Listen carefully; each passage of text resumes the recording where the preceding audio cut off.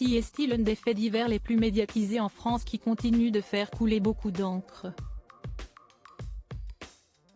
Depuis juillet 2023, le petit Émile, âgé de 2 ans et demi, est tout bonnement introuvable.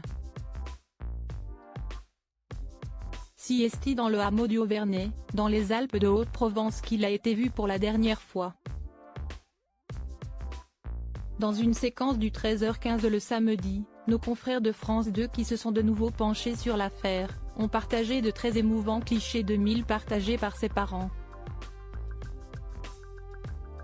CST, un terrible fait divers qui a récemment bouleversé tout l'Hexagone. Le 8 juillet dernier, le petit Émile tout juste âgé de 2 ans et demi disparaissait dans le hameau du Haut-Vernay, dans les Alpes de Provence. Très rapidement, une enquête a alors été ouverte.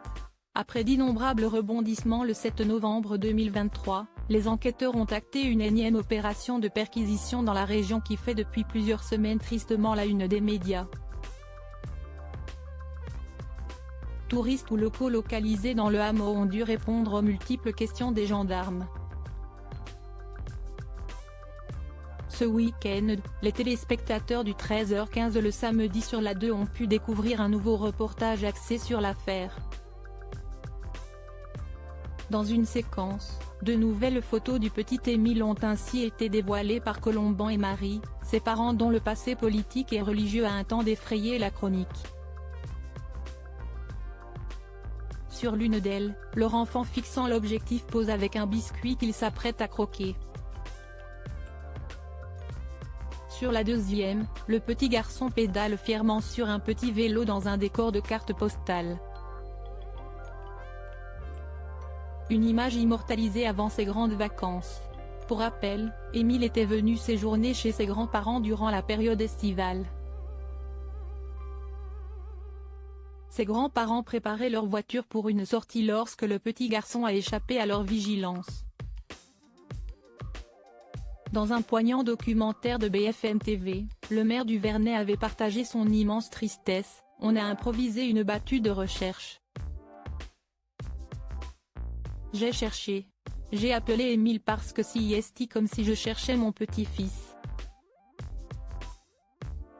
C'était tellement fort que CST encore en moi cette angoisse de vite retrouver Émile en voulant absolument éviter qu'il passe une nuit dehors. »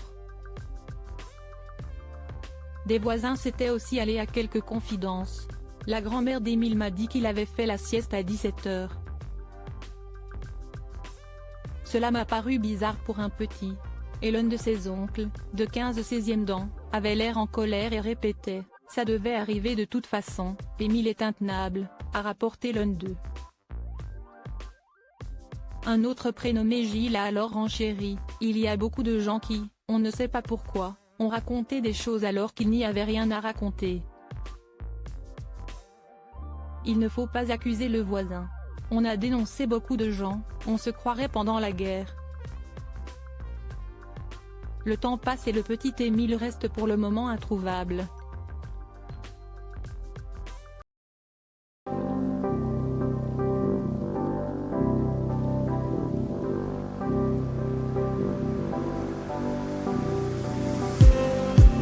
Just